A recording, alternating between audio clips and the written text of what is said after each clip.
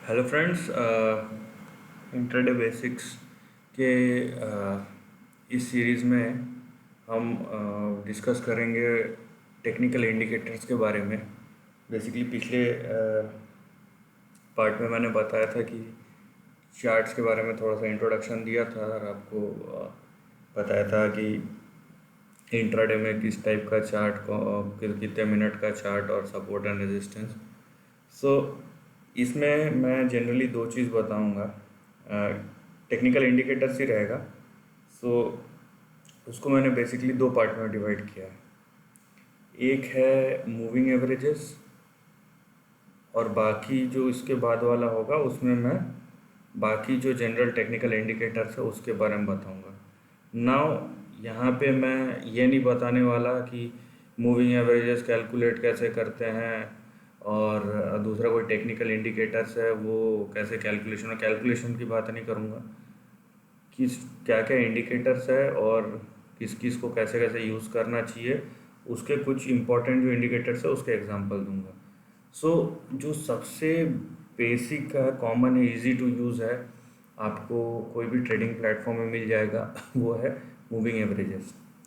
अब भले ही आप इंट्राडे ही क्यों ना कर रहे हो, आप हमेशा ये जैसे मैंने चार्ट का एग्जांपल लिया, जो चार्ट का जो सबसे बड़ा टाइम फ्रेम होता है मंथली, उस पे आप ये देखिए, ये चार्ट है।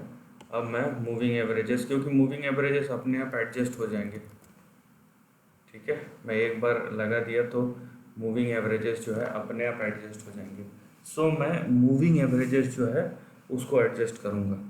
अब देखिए दोस्तों, एक मिसकंसेप्शन तो नहीं है ये, लेकिन एक जो ट्रेंड है जो फॉलो होता है वो ये है कि और ये डेटा, क्योंकि ये ट्रेंड इसलिए बना है क्योंकि जब डेटा एनालिसिस या बैक टेस्टिंग किया गया, तो जब इतने सारे डेटा के ऊपर बैक टेस्टिंग किया गया तो कुछ स्पेसिफिक एवरेजेस जो है या मूविंग एवरेजेस है स्पेसिफिक डे के लिए, वो बहुत जगहों पे पाए गए, इसीलिए हम जनरली उसको यूज़ करते हैं। मतलब ये लाइन अगर समझ में ना आया हो, जैसे 20 डे, 50 डे, 100 डे, 200 डे, जिसको 200 डे को हम बोलते हैं गोल्डन लाइन जो बोलते हैं, वो इसलिए बोलते हैं क्योंकि बार बार वो चीज़ देखा गया है कि स्टॉक्स जो है उस टाइप के एवरेजेस से बाउंस बैक करता है, या उसके नीचे अगर गिर गया तो फिर बहुत बार ऐसा देखा गया वो गिरते चले जाता है। और ये जो है ये डेटा शो करता है हमको। लेकिन अब एक चीज़ ध्यान रखिए, ये कोई फिक्स नहीं रहता, ठीक है। ये चार हम ऑन एन एवरेज हम इसको इसी को लेके चल सकते हैं, 20, 50, 100, 200। बट ये चीज़, यहाँ पे दो चीज़ है। यहाँ पे पहला चीज़ है कि ये जो चारों है किसी इंडेक्स के ऊपर, अगर आप निफ्टी सेंसेक्स के ऊपर लगाएंगे तो अच्छी तरीके से काम करता है, प्रोबेबिलिटी जो है। लेकिन स्टॉक्स के ऊपर करें हमेशा ज़रूरी नहीं है, ठीक है। स्टॉक्स के ऊपर वो ज़रूरी नहीं है कि काम करे। हर स्टॉक के ऊपर अलग अलग मूविंग एवरेजेस काम करता है। किसी के ऊपर 73 डेज़ का भी मूविंग एवरेज काम करता है। सो वो इंडिविजुअल चीज़ है और हमें उस चीज़ को इंडिविजुअल तरीके से देखना चाहिए। फॉर एग्ज़ाम्पल, अब मैंने यही चार्ट लिया, मैं फ़िलहाल दो मूविंग एवरेजेस रखूँगा। अभी आप देख रहे हैं ये वाला जो है ये 50 डे का मूविंग एवरेज है, लेकिन आप देखिए शेयर प्राइस उसके नीचे भी जा रहा है, 50 डे पे नहीं है।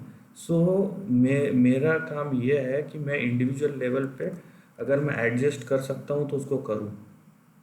अब देखिए, ये एक्चुअली 50 डे पे नहीं, लेकिन अगर मैं इसको 75 डेज़ पे करूँ तो ये यहाँ पे देखिए मेरे को ट्रेंड दिख रहा है कि ये इससे पहले भी 2009 का जो है 75 डेज़ पे ये मंथली चार्ट है उस पर होल्ड किया था।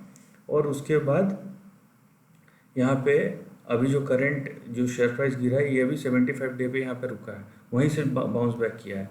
नाउ ये प्रूव होता है इससे कि ये 75 डेज़ के लिए काम कर रहा है।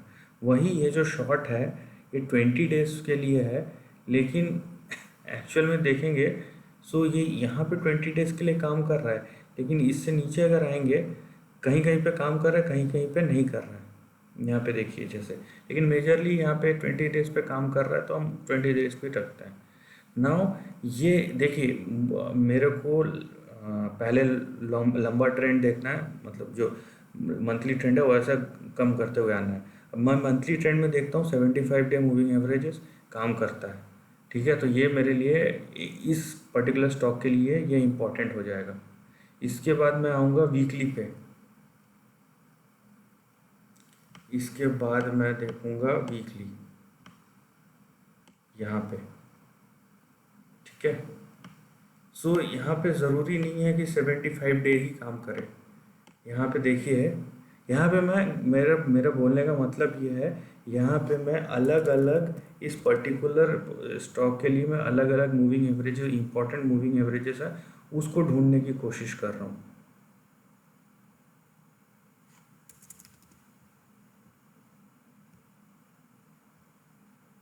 देखिए यहाँ पे ये मोस्ट प्रोबेबली,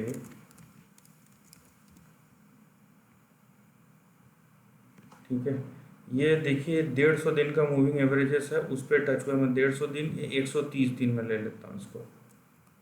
सो ये मैं 130 डेज ले लिया, ठीक है, यहाँ 130 डेज। सो यहाँ पे मेरा ये है कि 130 डेज पे ये काम कर रहा है, और ये 20 डेज का मूविंग एवरेजेस वीकली के लिए उतना अच्छे से नहीं काम कर रहा है जितना 50 डेज का कर रहा है।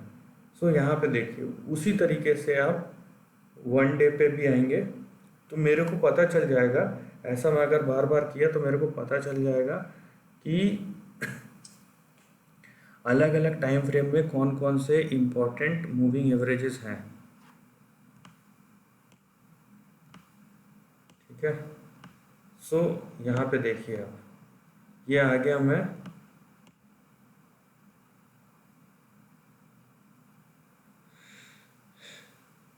आवरली चार्ट,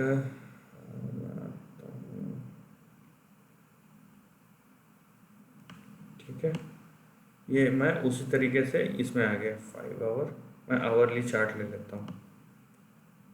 अब यहाँ पे आप देखिए, फिलहाल मैं इसको 50 और 130 डे का ही रखा हूँ, लेकिन आप इसको अपने हिसाब से चेंज कर सकते हैं।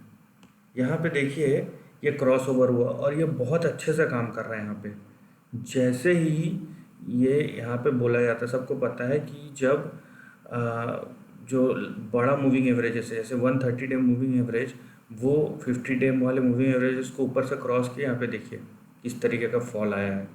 सो ये बहुत अच्छे तरीके से काम कर रहा है, वो हमको इंडिविजुअल लेवल पे चेंज कर करके देखना पड़ेगा, ठीक है। यहाँ पे ऐसा नहीं है कि हम एक लगा दिए हो गया, ये हर के ऊपर अलग अलग काम करता है, इसीलिए इंडिविजुअल बहुत ज़रूरी है। तो ये बहुत अच्छे से काम किया। उसके बाद देखिए कि यहाँ पे जैसे ही ऊपर आया उसे कंसोलिडेट करके अभी फिर से क्रॉस ओवर हुआ, यहाँ पे दिख रहा है, यहाँ पे ये क्रॉस ओवर दिख रहा है कि शॉर्ट टर्म जो है लॉन्ग टर्म को ऊपर से काट रहा है, इसका मतलब है अभी ट्रेंड चेंज होने वाला है या हो सकता है। सो ये है। सो मेरे बोलने का मतलब ये है, यहाँ पे समरी में आप लंबे मूविंग एवरेजेस को देखिए कौन कौन से इंपॉर्टेंट है, मतलब मंथली में, वीकली में, डेली में। उसके बाद वो जो मेन मूविंग एवरेजेस को नोट डाउन कीजिए। उसके बाद आप आवरली पे आइए, और उसमें भी अगर ये जो लॉन्ग टर्म में जो मूविंग एवरेज काम कर रहा है, अगर शॉर्ट टर्म में कर रहा है तो ठीक है, नहीं तो अगर और कोई काम कर रहा है तो वो भी आप चेक कीजिए। उसके बाद वो ट्रेंड देखिए कि किस तरीके से बन रहा है, कि मूविंग एवरेज बहुत लोग as a technical indicator use करते हैं और सिर्फ मूविंग एवरेजेस के बेस पे ही बाइंग और सेलिंग करते हैं, लेकिन ये उनका इंडिविजुअल स्ट्रैटेजी रहता है। आप इसको इंक्लूड करते हैं या नहीं करते हैं ये आपके ऊपर है, लेकिन हाँ, moving average as a technical indicator बहुत वास्ट तरीके से यूज़ होता है, और बहुत टाइम में देखा भी गया है कि ये बहुत सक्सेसफुल है एक तरीके से। सो इस वीडियो में, इस सीरीज़ के इस पार्ट में इतना ही। नेक्स्ट सीरीज़ में हम दूसरे टेक्निकल इंडिकेटर्स के बारे में डिस्कस करेंगे। सो विद दिस मैं वीडियो ख़त्म करता हूँ, and thank you for watching this video, and take care of your family and friends.